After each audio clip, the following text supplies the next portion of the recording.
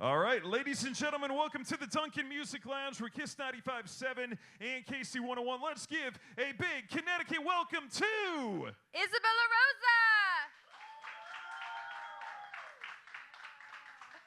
LaRosa. Welcome. Thank you for coming to our Dunkin Music Lounge today on a Monday. I mean, we don't usually get too many Monday performances, so I'm impressed that you guys are ready to go on a Monday. That's pretty good. Oh, we're living. I'm excited. Biggest crowd I've played in front of, so I'm kind of nervous. Well, listen, you know what? I got no comeback for that. I'm gonna take my L. Queen. I'm just gonna take my L. So that's it. I'll just take the L. I'll take the L. Well, you guys obviously are from Maryland. You know, we talked about that a little bit beforehand in the green room.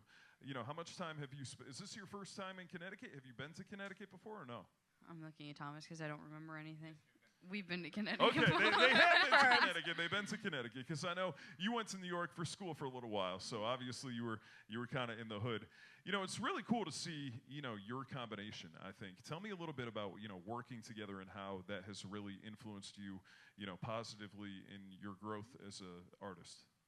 I mean, I'm working with Thomas. I literally would not trade for anything. I feel like we've been doing it so long, and I mean, obviously we know each other so well that it's like, it's such a blessing to have somebody that knows you so well, that who you can work with on, you know, songs that are very personal, and just to have somebody that you trust. Like I feel like it would be very different doing this completely by yourself. So I'm just grateful for it. Well, speaking of, you know, Connecticut and first times or not first times being places, heading out on tours or any place specifically we're very excited for.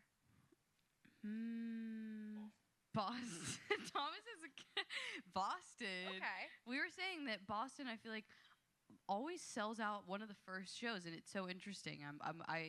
We were talking about how there are a lot of live music lovers, and I don't know. Yeah, it's a good vibe, I think. And, you know, Kelvin right here, he is legit from Boston, and so is Joey. They're legit from Boston. I'm not. I'm from Western Mass, which doesn't really count.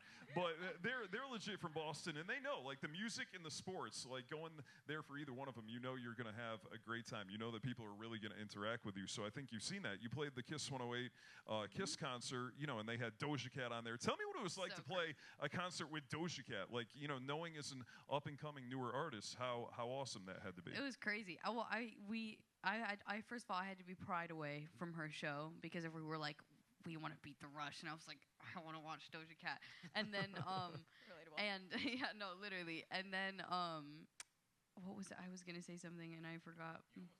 Oh, that's what I was saying. I saw her smoking like 5 minutes and like sitting in a chair. Shocker. Yeah, and I was like, I was like, do I go up to her? I was like, I feel like I'm scared of her. I don't know if she's gonna. I don't know what she's gonna be like, and I feel like she's about to go on. So I didn't, but I almost did. I was nervous. See, but you know what? That right there is where you got to be like, yo, I know we're on the same label. We're on the same level. You know, that's where you got to use that RCA connection right there. That's it. I don't know. I was nervous. I was like, oh God. I was like, how would I feel if I was 5 minutes on and someone went up to me? Honestly, I wouldn't really care, but you know. Well, there you go. Yeah, exactly. You wouldn't, but you know what? You never know what you're dealing with. You're right. That's fair. That's completely fair.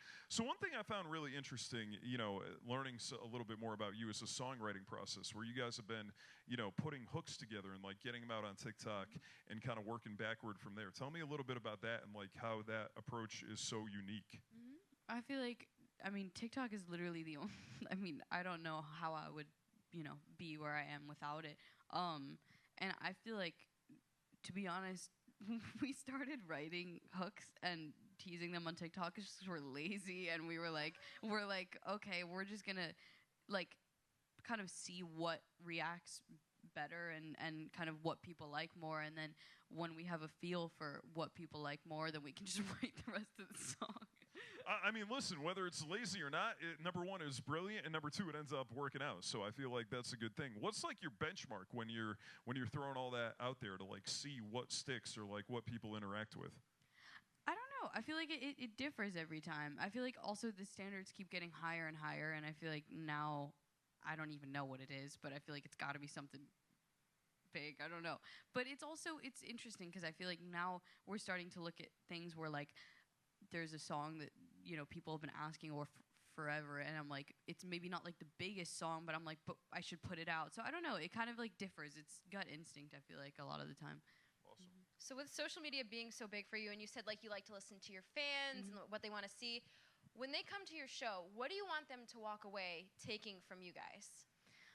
I just want them to have a good time. Like I feel like I want the shows to be a place where you can just like not have to worry about anything and, you know, jump and whatever you want to do. I just want it to be like, I don't know, get your feelings out, like have fun, and then go home and feel better, you know? I feel like you guys have such like a chill vibe. I can only imagine what your concerts are like. I feel like it's just like the most chill, awesome Zen experience ever. I would say it's slightly different from this current moment, but it's I feel like sometimes there's like a character that I go into on stage and I feel like it's not me, but you know.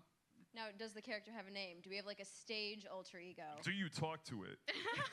There's nothing wrong with that. I talk to myself all the time. Well, I am fully aware. I've worked with you long enough. No, I don't. She doesn't have a name, but I know she's there. She just is unnamed, and I don't know.